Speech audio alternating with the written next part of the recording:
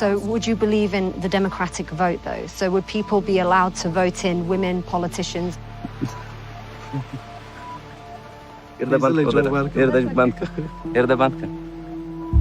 Stop paying. Okay, that's fine. You just want to answer it. That's all right.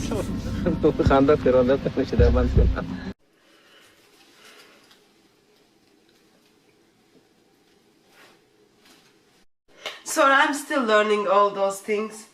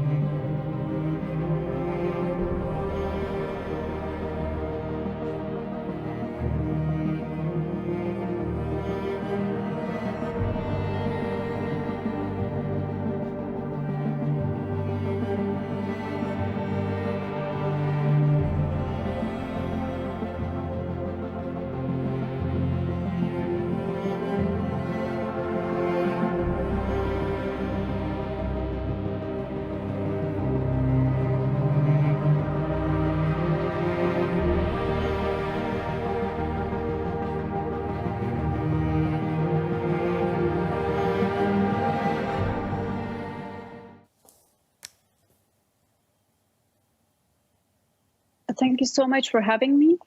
How do I feel is something else, and how would I would say, foresee the future for all of us is something else. I would say whatever we worked for, we built, and we built with our own hands, with the facilitation and the support of the international community for the last 20 years, not just for ourselves, but for the future of our little kids and the generations to come. That's lost. That's gone.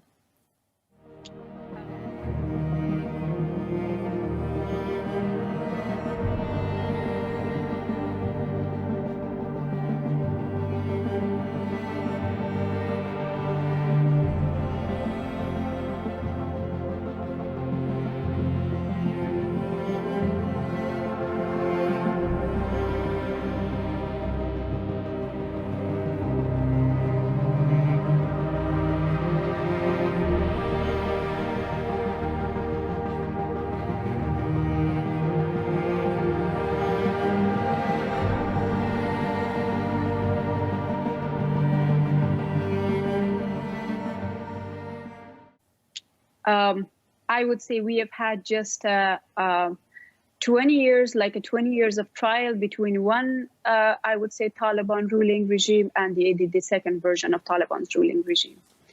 And sometimes I would say that is maybe the very emotional version of me saying this. Sometimes I would say if we were supposed to hand over everything so quickly, and if we were supposed to be left behind in the middle of nowhere, all of a sudden, I wish we hadn't started this war.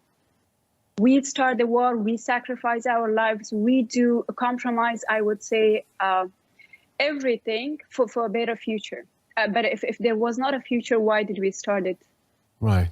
So when the Taliban... Late in 2001, why we have been invited to join a war? So when...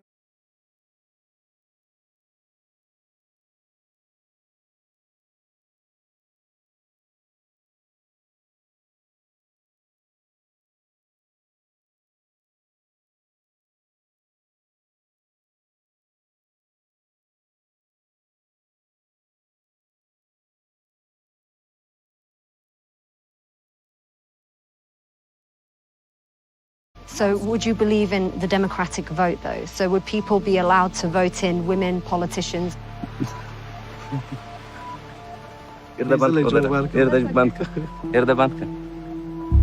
Stop paying. Okay, that's fine. You just want to answer it. That's all right.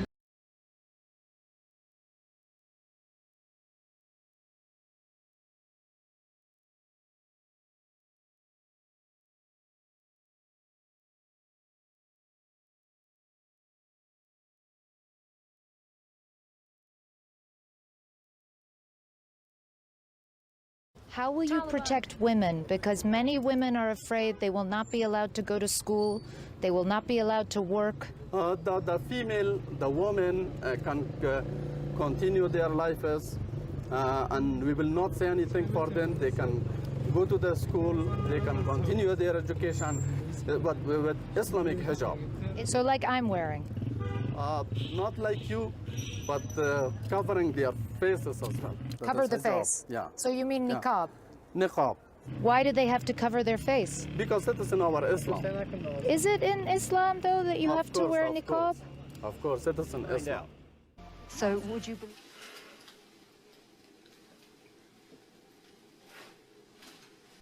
So I'm still learning all those things. Take your time.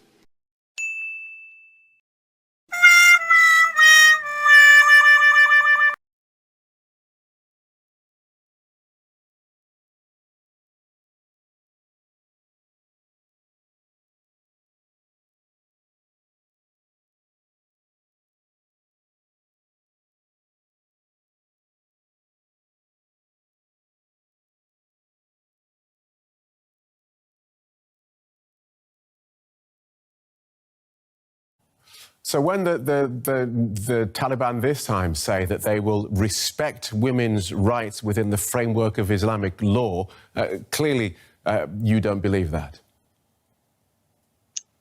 I don't buy it for a couple of facts. I've spent my childhood during Taliban regime.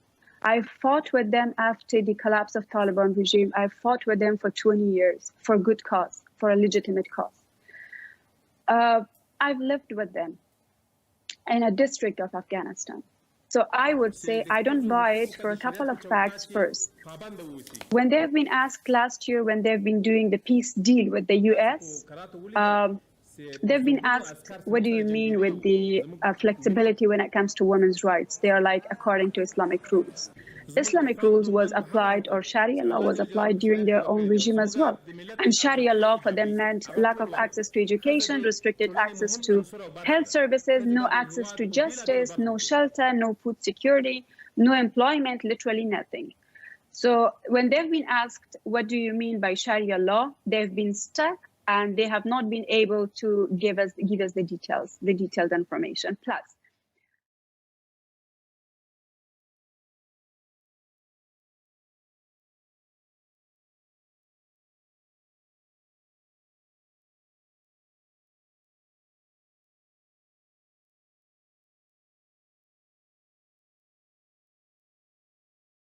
You can see this beauty salon and many others have actually painted over images on their storefronts of uncovered women. How will you protect?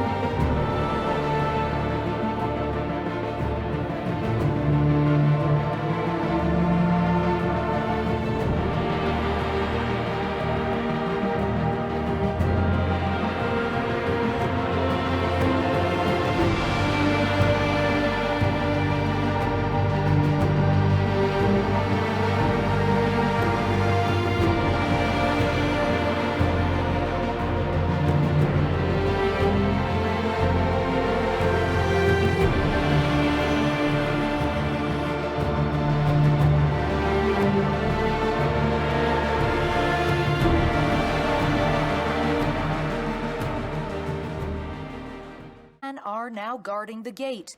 They say they're here to fill the vacuum left when the government fled. But the welcoming spirit only extends so far, and my presence soon creates tension. It's because of you. They've just told me to stand to the side because I'm a woman. You can see this.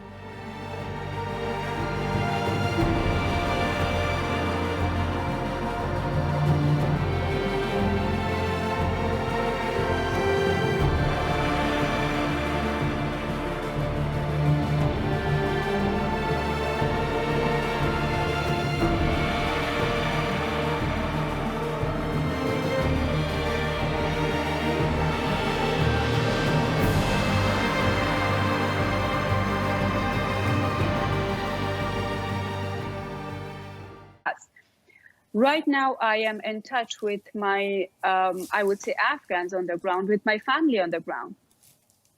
And they're like, okay, they've allowed the health service providers, the women in the health sector, they've allowed them to start working again or to rejoin the new ruling regime.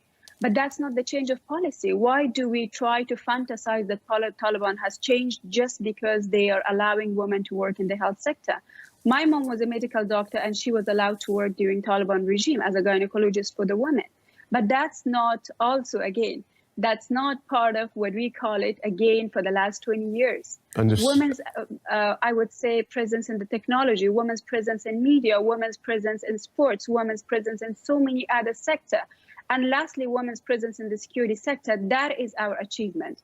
But they have already started making women to step down from their posts. The first thing they did with the takeover of the national TV, they changed the anchor, a very professionally trained woman. Right. They changed it.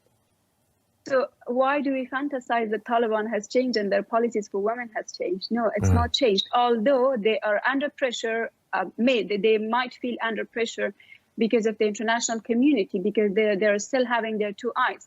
But I'm afraid that the day that Afghanistan would be forgotten once again and it becomes irrelevant and no one would be interested to watch the news or to read the news about Afghanistan, that is the worst day. And that is when Taliban would give us their real, I would say, face. And so just...